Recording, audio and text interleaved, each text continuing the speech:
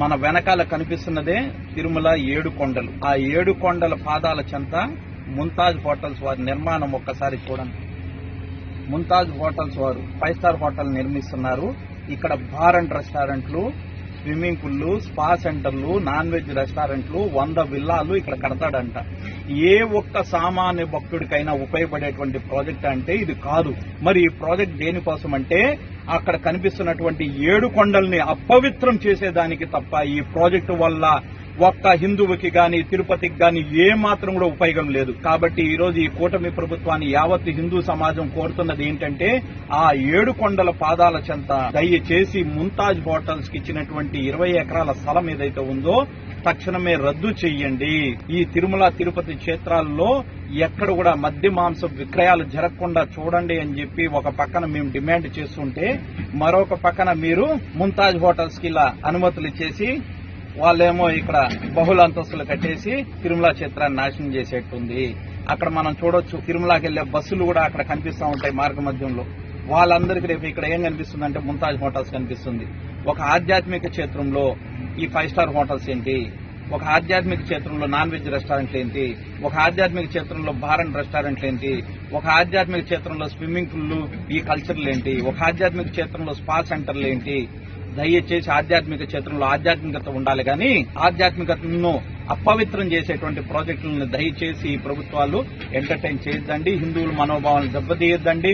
మా పూర్వీకులు వేల సంవత్సరాల నుంచి భద్రంగా జాగ్రత్తగా కాపాడుకుంటూ వచ్చినటువంటి ఆ 7 కొండల్ని ఈ రోజు అపవిత్రం చేసే విధంగా ఉన్నటువంటి ఈ ప్రాజెక్ట్ ని తక్షణమే రద్దు చేయండి.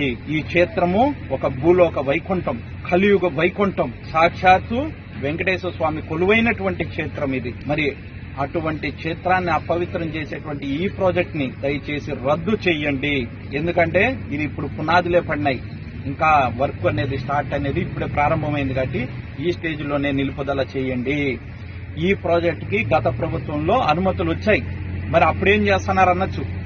ఈ ప్రాజెక్టు ఇక్కడ వచ్చిన విషయం కూడా ఎవరికీ తెలియదు. ఆ జీవోను కూడా భద్రంగా దాచిపెట్టారు. ఈ ప్రభుత్వం వచ్చిన తర్వాత ఆ జీవో బయటపడింది. ఈ ప్రభుత్వం వచ్చిన తర్వాత ఇక్కడ పనులు కూడా ప్రారంభమైనాయి కాబట్టి ఇప్పుడే మాకు తెలిసింది. కాబట్టి ఈ రోజు ఈ ప్రాజెక్టుకి వ్యతిరేకంగా ఈ ప్రాజెక్టు ఉండకూడదనేసి ఈ రోజు మేము ఈ ప్రభుత్వాన్ని కోరుతున్నాము.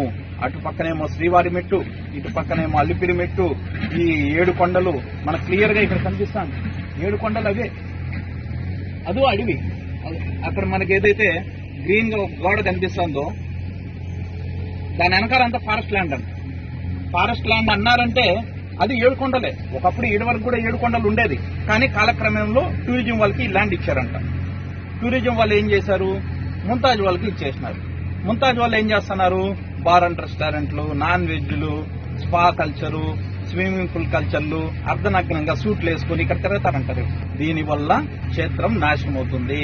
అదే తిరుమల 7 కొండలు, వెంకటేశ్వర స్వామి కొలువైనటువంటి 7 కొండలు. మీరంతా యూట్యూబ్ లో చాలా మంది చూసింటారు. వెంకటేశ్వర స్వామి ఒక రూపం ఏదైతే ఉందో అదే ఆ రూపం, అదిగో అక్కడ ఒకసారి చూడండి. మీరు యూట్యూబ్, ఫేస్బుక్ వీటన్నిటిలో చూసింటారు కదా, వెంకటేశ్వర స్వామి ఒక రూపము, స్వామి వారు కొనుక్కున్నట్లు అదంతా కూడా ఇదే కరెక్ట్ ఎగ్జాక్ట్ గా దాని కిందే ఈ ముంతాజ్ హోటల్స్ పనులు జరుగుతున్నాయి. అసలు ముంతాజ్ పేరే మాకు అభ్యంతకరం. ముస్లిం నామకరణతో ఇక్కడ పెట్టడం ఏంటి, పెట్టడమే కాక మళ్ళీ దాంట్లో నాన్ వెజ్లు, బార్ అండ్ రెస్టారెంట్లు, స్విమ్మింగ్ పూల్ అంట, స్పా కల్చర్లు, ఇవన్నీ ఏంటి అసలుకి. కాబట్టి దయచేసి హిందువులారా ప్రతి ఒక్కరు కూడా ఈ ముంతాజ్ హోటల్స్ కి వ్యతిరేకంగా నినాదాన్ని ముందుకు తీసుకుని వెళ్దాం. ఈ ప్రాజెక్ట్ ఆగేంత వరకు కూడా మనం పోరాటం చేద్దాం. జై శ్రీరామ్, ఓం నమో వెంకటేశాయ, save Tirumala, say no to Mumtaz hotels.